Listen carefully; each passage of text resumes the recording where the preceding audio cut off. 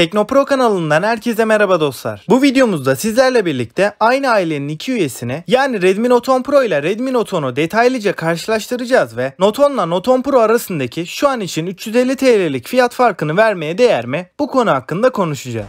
Dostlar, videomuza geçmeden önce bana destek vermek ve yeni videolarımızdan haberdar olmak için alt taraftaki butondan kanalımıza abone olup bildirim zilini açmayı unutmayalım. Şimdi isterseniz her zaman olduğu gibi cihazlarımızın tasarım detaylarıyla başlayalım. İki telefonumuzun arka kısmına baktığımızda açıkçası çok benzer tasarımlarla karşılaştığımızı söyleyebilirim, ancak Redmi Note 10 Pro'nun kamera modülündeki metal görünümlü çerçeve cihazın kameralarının daha üst seviyede görünmesini sağlıyor. Bunun yanında kamera çıkıntısının Note 10 Pro'da daha fazla olduğunu da belirteyim. Redmi Note 10 Pro'da arka kapağımız Corning Gorilla Glass 5 ile korunan bir cam yüzeye sahipken Note 10'da ise maalesef cam görünümlü plastik bir yüzeyle karşılaşıyoruz. Bunun yanında iki cihazımızın kamera paketi de sağ üst kısma dikey bir şekilde yerleştirilmiş ve her iki cihazımızın arka kapaklarının kavisli bir yapıya sahip olduğunu da belirtelim. Telefonlarımızın parmak izi okuyucuları da güç tuşuna entegre olarak geliyor. Hem Redmi Note 10 Pro hem de Note 10'un çerçevelerinde maalesef metalik görünümlü plastik bir yapıya yer verilmiş. Cihazlarımızın tasarım detaylarına değindiğimizde Redmi Note 10 Pro 8.1 mm'lik kalınlığa ve 193 gramlık bir ağırlığa sahip. Note 10 ise 8.29 mm'lik kalınlık ve 178 gram ağırlıkla önümüze çıkıyor. Elde tutuş hissiyatı olarak iki cihazımız da benzer bir kalite sunuyor, ancak iki telefonu elinize aldığınızda aradaki ağırlık farkını net bir şekilde hissediyorsunuz. Redmi Note 10 uzun süreli kullanımlarda da elimizi yormuyor. Cihazlarımızın renk seçeneğine değindiğimizde Redmi Note 10 gri, beyaz ve yeşil renklerle gelirken Note 10 Pro ise gri, mavi ve bakır renklerle geliyor. Şimdi cihazlarımızın ön kısmına geçtiğimizde burada iki telefonumuzda da delik çentik kamera yapısıyla karşılaşıyoruz. Ekranların üst ve yan çerçeveleri iki telefonumuzda da gayet ince tutulmuş, ancak çene kısmında Redmi Note 10'un Note 10 Pro'ya göre biraz daha kalın bir çene yapısına sahip olduğunu söyleyelim. Kamera yapısı olarak da iki telefonumuzun ön kamerası gayet minimalist bir şekilde yerleştirilmiş. Dostlar, iki cihaz arasında tasarım konusunda çok büyük farklar olmasa da bence Note 10 Pro biraz daha premium hissettiren bir telefon. Şimdi telefonlarımızın ekran özelliklerinden devam ettiğimizde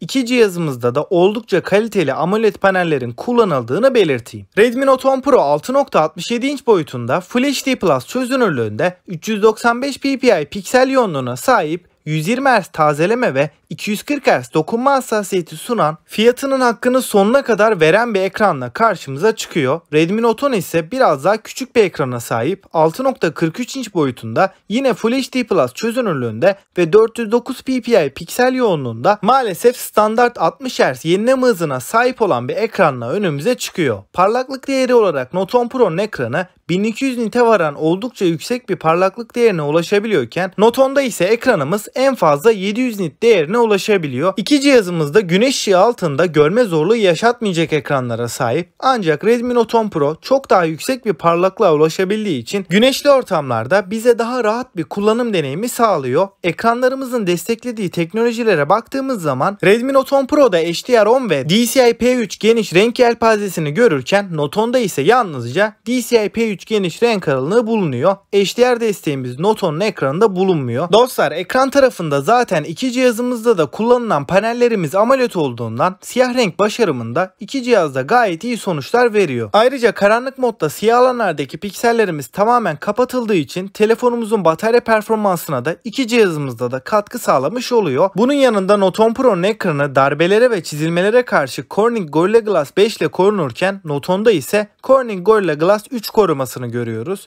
Ekran kas oranlarımıza da değinirsek Note 10 Pro %85'lik bir ekran kas oranı ile gelirken Note 10'da ise bu değer %83.2'de kalıyor. Dostlar, ekranların bize vermiş olduğu görsel deneyim konusunda iki cihaz arasında büyük farklar yok, ama akıcılık konusunda Note 10 Pro Note 10'a göre çok daha iyi bir deneyim yaşatıyor. İki cihazda da video, dizi, film izlerken iki cihazın da gayet tatmin edici bir görsel deneyim sunduklarını söyleyebilirim. Ama Note 10 Pro'da ekranımız özellikle beyaz renk başarımında biraz daha öne çıkıyor. Zaten Note 10 Pro'nun ekranı segmentinin en iyilerinden diyebilirim. Eğer ekran sizin için önemli bir kriterse, yani telefondan çok fazla dizi, film izler, YouTube'da takılırım diyorsanız Redmi Note 10 Pro almanızı kesinlikle öneririm. Ancak söylediğim gibi Note 10'da alsanız ekranın sunmuş olduğu görsel deneyim konusunda siz sizi kesinlikle üzmez. Şimdi telefonlarımızın kamera karşılaştırmalarına geçtiğimizde öncelikle her iki cihazımızda da dörtlü kamera sisteminin bulunduğunu görüyoruz. Redmi Note 10 Pro'nun ana kamerasında 108 megapiksel çözünürlüğünde f1.9 diyafram açıklığında 6 elementli lense, HDR ve yapay zeka desteğine sahip kaliteli bir sensör kullanılmış. Note 10 Pro'nun ikinci kamerasına baktığımızda 8 megapiksel f2.2 ekstra geniş açı, 3. kamera 5 megapiksel f2.4 makro çekim ve son olarak 4. kameramızda 2 megapiksel f2.4 portre çekimler için derinlik algılama kamerası. Redmi Note 10 tarafına baktığımızda ana kameramız 48 megapiksel çözünürlüğünde f1.79 diyafram açıklığında portre, HDR ve yapay zeka destekli Sony'nin IMX582 sensörüyle karşılaşıyoruz. İkinci kameramız ise 8 megapiksellik f2.2 ultra geniş açı ve diğer iki kameramız da 2'şer megapiksel f2.4 makro ve derinlik algılama kameraları. Dostlar, görmüş olduğunuz gibi fotoğraf çekim kalitesi konusunda özellikle zıt renkleri gerçeğe daha yakın gösterebilmesiyle Note 10 Pro bir adım öne çıkıyor. Ayrıca fotoğrafların detaylarında da Note 10 Pro'da Note 10'a göre daha az kayıp yaşadığımız kareleri ortaya koyduğunu da söyleyebilirim. Düşük ışık performansında da yine Note 10 Pro'da grainlenme daha az diyebilirim. Şimdi cihazlarımızın video çekim tarafına baktığımızda arka kameramızla Note 10 Pro'da da Note 10'da da 4K'da 30 FPS ve 1080p'de 60 FPS'e kadar video çekim imkanını bizlere sunuyorlar. Maalesef iki cihazımızda da optik imaj sabitleyicimiz bulunmuyor. Sadece EIS yani dijital görüntü sabitleme özelliği bulunduğundan video çekim performansı olarak üst seviye bir deneyim sağlayamıyorlar. EIS desteğimiz de iki cihazımızda sadece Full HD 30 kare videolarda kullanabiliyoruz. Video çekim kalitesi konusunda Note 10 Pro Note 10'dan önde ama video stabilizasyonu olarak iki cihazda benzer bir performans sergiliyor. Şimdi cihazlarımızın ön kameralarına geçtiğimizde Redmi Note 10 Pro'da 16 megapiksel f2.45 diyafram açıklığında EIS, yapay zeka, portre ve HDR modunu destekleyen 1080p 30 kare video çekim imkanı sunan kaliteli bir ön kamera ile karşılaşıyoruz. Note 10 tarafına baktığımızda 13 megapiksel çözünürlüğünde f2.45 diyafram açıklığında yine yapay zeka, portre ve HDR modu destekli güzel bir kamera kullanılmış. Bu kamera video tarafında 1080p 30 fps desteğini bizlere sunuyor. Ayrıca Redmi Note 10'un ön kamerasında EIS desteğimiz de bulunmuyor. Dostlar, kamera konusunda genel bir değerlendirme yaptığımda Note 10 Pro hem ana kamera başarımında hem de makro ve geniş açı lensleriyle genel toplamda Note 10'dan daha iyi bir performans veriyor. Eğer odağınız kamera ise kesinlikle Note 10 Pro'ya yönelmenizde fayda var. Şimdi cihazlarımızın kameralarından donanım kısmına geçtiğimizde Note 10 Pro'da orta segmentin en popüler işlemcisini yani 8 nanometre üretim mimarisine sahip olan Snapdragon 732G'yi görüyoruz. Burada kullanılan işlemcimiz 2 adet yüksek performans, 6 adet verimlilik odaklı toplam 8 çekirdekli bir yapıya sahip. İşlemcimiz güç altında 2.3 GHz hızına kadar ulaşabiliyor. 732G'de grafik birimi olarak Adreno 618'e yer verilmiş. Redmi Note 10'a baktığımız zaman Snapdragon 600 serisi bir işlemci kullanılmasına rağmen 720G'ye daha yakın bir performans veren yeni nesil Snapdragon 678 işlemcisi kullanılmış. Ama bu işlemci verimlilik konusunda biraz zayıf kalıyor. 11 nanometre mimariye sahip ancak dediğim gibi performans konusunda 700 serisinden pek de geri kalır bir yanının olmadığını söyleyebilirim. Özellikle bu işlemcinin oyun performansını da birazdan birlikte göreceğiz. RAM kısmında Note 10 Pro'da 6 ve 8 GB seçenekler sunuluyor. Note 10'da ise 4 ve 6 GB'lık RAM seçeneklerinin olduğunu belirteyim. Ayrıca Note 10 Pro yalnızca 128 GB'lık depolama ile gelirken Note 10'un 64 ve 128 GB'lık depolama alanlarının olduğunu da söyleyeyim. Ancak şu anda Redmi Note 10'un 128 GB'lık modeli 64 GB'lık modeliyle şu an için aynı fiyata satılıyor. Bu yüzden Note 10'un 64 GB'lık modelini es geçebiliriz. Depolama biçimi olarak ise iki cihazımızda da UFS 2.2 konumlandırılmış. Güncel teknolojisi sayesinde iki cihazımızda da uygulama açılışları ve dosya transferleri gayet hızlı bir şekilde gerçekleşiyor. Dostlar, şimdi cihazlarımızın oyun performansına baktığımızda her iki cihazımızda PUBG'de HD grafik ayarlarında yüksek kare hızında yani 30 FPS oyun deneyimini bizlere sağlıyor. Akıcı ve dengeli de ise 40-45 FPS arasında oynayabiliyoruz. Bunlar oyunun bize sunmuş olduğu veriler, ancak oyun içi deneyime baktığımızda Note 10 Pro'da ani FPS düşüşleriyle çok daha az karşılaştığımızı belirteyim. Note 10 Pro oldukça kararlı bir oyun deneyimi sunuyor. Redmi Note 10'da ise özellikle grafikleri yükselttiğimizde kalabalık ortamlarda ve patlama sahnelerinde ara ara FPS düşüşleri yaşayabiliyoruz. Buna ek olarak Note 10 Pro'da oyunlarda ekranımızın 120 Hz deneyiminden yararlanamasak da ekranımızın dokunma hassasiyeti olarak 240 Hz'i bize sunması oyunlarda rakiplerimize karşı tepkisellik açısından önemli bir avantaj sağlıyor. Eğer oyun performansına önem veriyorsanız zaten bu iki cihaz da pek önerdiğim cihazlar değil. Oyun odaklıysanız Poco X3 Pro modeline bakmanızı öneririm. Şimdi cihazlarımızın sunmuş olduğu hafıza kartı desteğine baktığımızda iki cihazımızda 512 GB'a kadar depolama takviyesini yapabiliyoruz. Dostlar, cihazlarımızın gündelik kullanımda sunmuş olduğu performansa değinirsek iki cihaz da sizi kesinlikle üzmez. Gerek menüde dolaşırken gerekse sosyal medya uygulamalarında akıcı bir deneyim yaşatıyor. Kesinlikle kasma, donma problemleriyle karşılaşmıyoruz.